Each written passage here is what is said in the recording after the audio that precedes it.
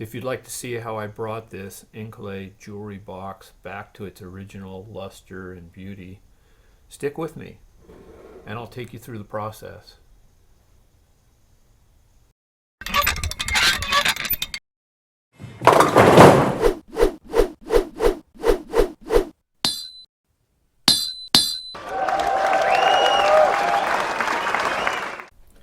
This is a lovely Incolay jewelry box, or at least I think it'll be. It's rather dingy right now.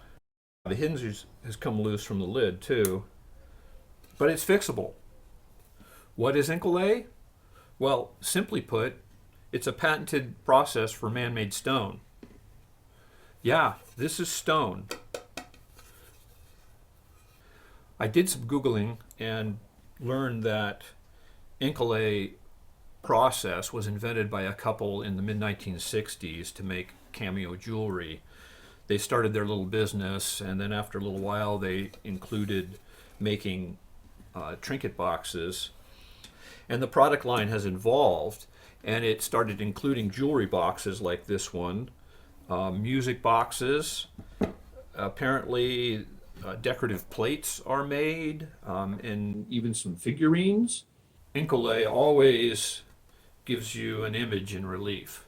I don't know if the company is still in business today. It would be interesting to know that. And I didn't find anything out about the actual process of making this stone substrate. I'd like to know more. So if somebody out there, if you know how this was done or have some information about Incolay, put it in the comments down below. I'd love to learn, and I bet there's other people that would like to know that too. So in restoring this, the first thing I need to do is remove the glue where this hinge was attached. It's interesting that there's no screws or any mechanical attachment. It's simply done with glue. So first I'm going to try removing that glue using a chisel and try to carve it away. I think that's probably a logical approach.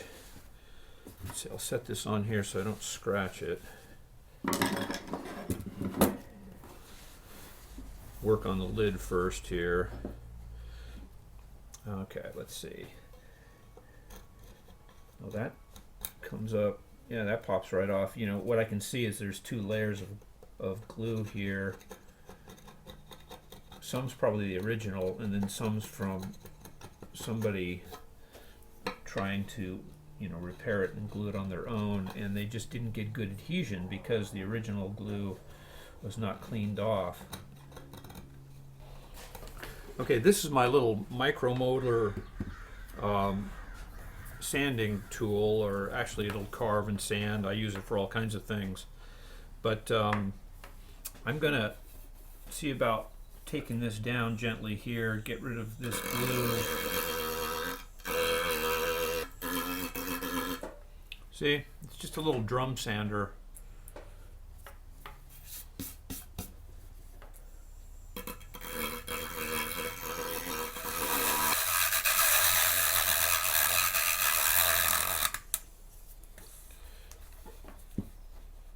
All right, that's pretty good.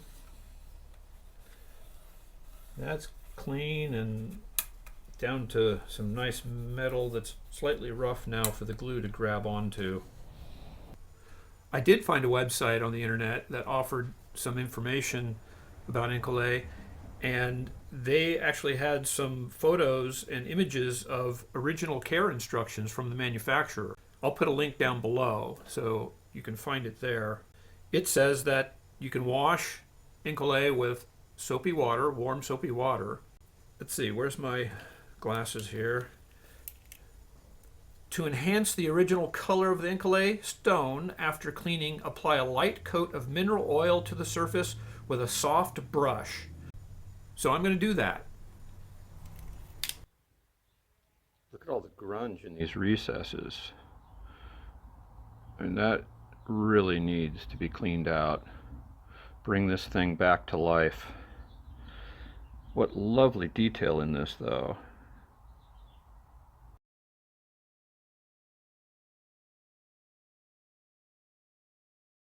The way we're going to clean it, make some space here, get that out of the way, is simply with soap and water. I'll put, I don't know, about half a teaspoon of dish soap in this. I'm going to add some warm water, and then I'm going to use a little brush and scrub this up. Let me get some water here. So I'm going to start on the lid because that's the most exciting part. Now you don't want to use too much soap. You know, stone is porous, and you don't want to saturate this with soap.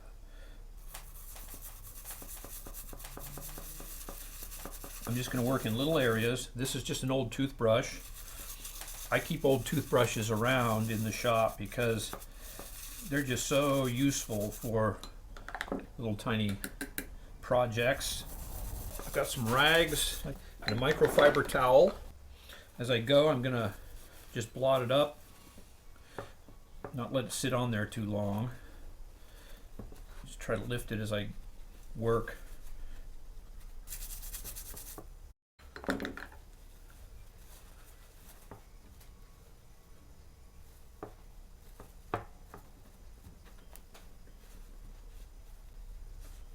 That's nice.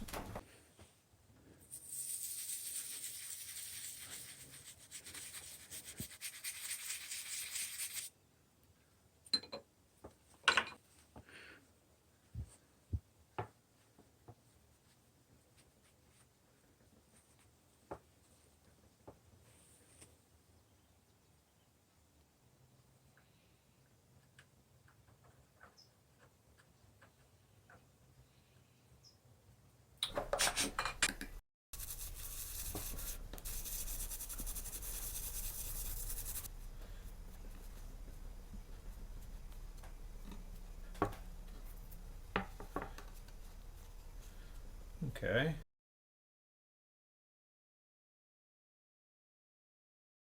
I'm going to do the mineral oil process on here and see if that doesn't bring out the color better. I did test a little spot on the back just to see, and sure enough, this looks a little bluer. So we're going to give that a shot. I'm going to set up here. So what is mineral oil?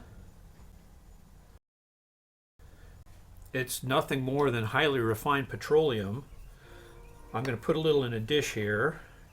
I'm going to use this little disposable brush to apply it. If you go to a hardware store, they sell mineral oil. They call it butcher block oil, cutting board oil, and they charge you a fortune. If you go to your drugstore, you can buy a bottle like this for just a few dollars, and that's the way to go. Okay, let's see what happens here.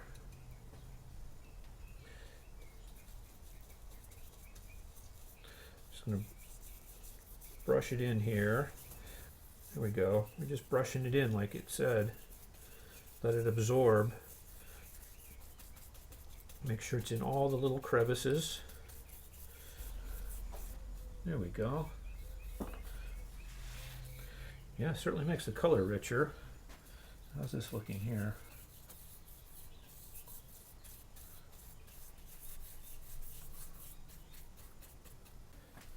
Okay, I've let this soak in for, I don't know, 15 or 20 minutes, and I'm just going to blot up the extra oil.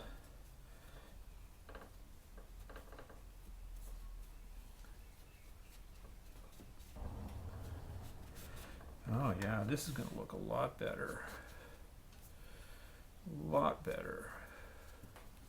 Now I am going to go ahead and do the back of this lid also, but I'm not going to put the oil, you know, I'm not going to put it on that area there where I'm going to do my glue, because that'll just work to repel the glue, and we don't want that. All right, I think that looks pretty good. It's kind of hard to get in and get it out of these little grooves, but I'll just keep working on it over time. Yeah, I like it. That's so much nicer.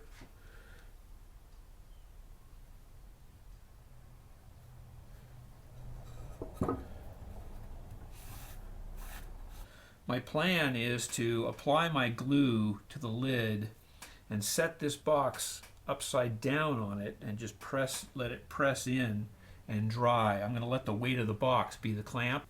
I'm going to glue this lid on using Gorilla Glue. The reason I chose this, Gorilla Glue, it's pretty tough stuff and it sticks to almost anything. You do have to clamp Gorilla Glue. It's an expanding glue. It's a polyurethane based glue, and it expands as it dries, so it has a tendency to force pieces apart if you don't clamp them. But I think this is going to be heavy enough. Like I said, this thing weighed, well, when I weighed the whole box, it weighed 7 pounds. So I think that's going to be fine just to sit on here and let it dry. See, I found these washers to shim this hinge up a little bit so that it's flat. I think I'm going to secure these little washers in place here with some tape just so they stay and keep that hinge flat for when I turn this upside down onto there. I want to wear gloves doing this. You don't want to get this stuff on you or you end up wearing it for a long time because it's hard to get off. One thing I discovered in setting this up is that my box is anything but square. I mean, it is way out of square. I put a square on it. That's 3/8 of an inch or more. I've got to go with what looks visually appealing. I can't just, square everything up and do equal measurements. And that's what I did. I figured that out and I put some tape here to sort of show me where I want to put this when I set it on there. All right, I got a little water here because Gorilla Glue is interesting. It's moisture activated, so it helps to have a little water on one surface. I'm going to apply the glue to the lid and then set the hinge onto it. A little bead and just spread that out a little bit here. Okay, let's see, I'll set that there. Cap my glue so we don't have any accidents. Now, what I'm going to do is dampen the metal hinge a little bit, and that'll help liven the glue and make it like do a quick expand. Okay, I've got my little washers taped in place here. They'll keep that shimmed. I'm going to turn this over and line it up with my tape marks. Okay, where do we say? Right there. Right there. And I think that's it. I'm going to shim this one corner a little bit. It doesn't seem to be sitting flat because of that one little piece of felt. That's better. Okay. We'll see what it's like in a couple hours. Okay, here's what it looks like after 2 hours of just sitting here. Look how much that Gorilla Glue has expanded and it foams out a little bit. They say that it's kind of set after 2 hours, but it takes 24 hours to fully harden. I'm a little concerned that this has gone up into my hinge. So what I'm going to do is I think I'm going to just turn this box over and flex that hinge a little bit so that perhaps if it did get into the hinge pin, I'll break some of that seal before it really hardens up. I'll turn this over, take this tape off, get out of the way here.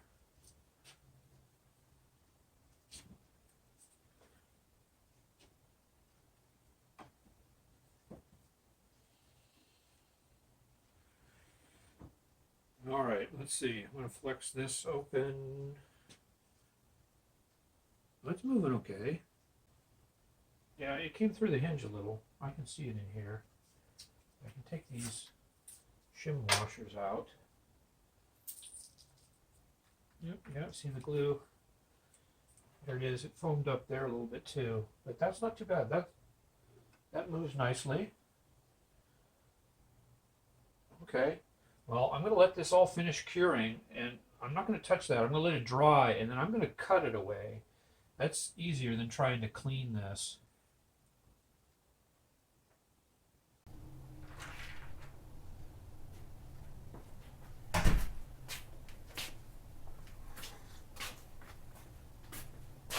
All right. Let's see what we got going on here. I've let this dry overnight. Oh, that moves fine. Yeah. I think it's a good thing I flexed that hinge last night before the glue was fully set. Yeah, that feels good. Okay. Well, now it's just a matter of cleaning this up, trimming this excess glue out of here to make it look nice. So the way I'm going to do this, I'm just going to use a little utility knife, I don't know, one of these, and go to work here. Let's see this. I'm going to be careful here.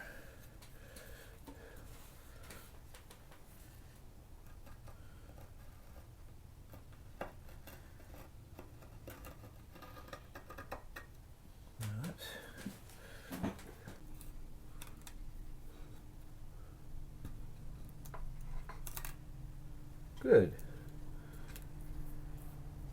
Yeah, that wasn't hard to get off at all.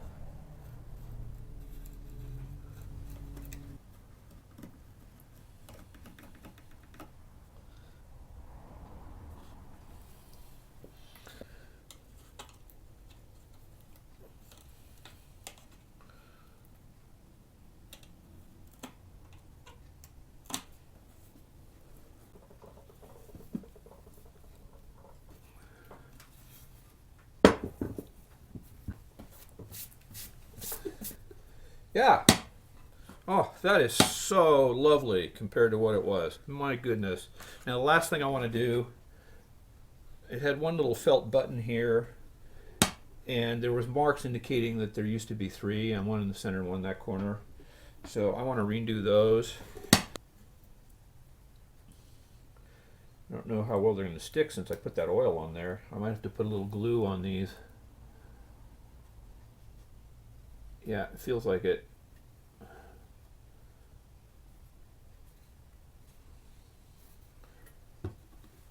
Yeah, that's good. I'll take this one off. I'm going to use a blue art pen and just color the edges of these so that when you're looking at the profile, you don't see that light color from the felt.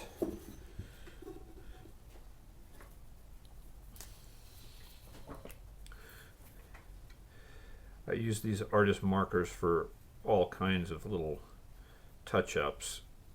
It's nice to have a selection of them on hand. These are Prismacolor, a really good brand, and they're like color fast. You know, they're not UV sensitive, so the color holds. They are an alcohol-based ink, which means you know, it is easy to clean up if you need to, and it seems to penetrate pretty well and dry quickly.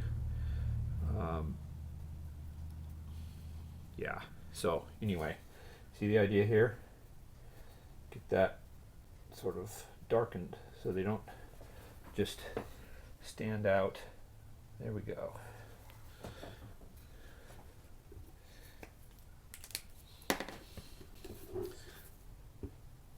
That blends perfectly now.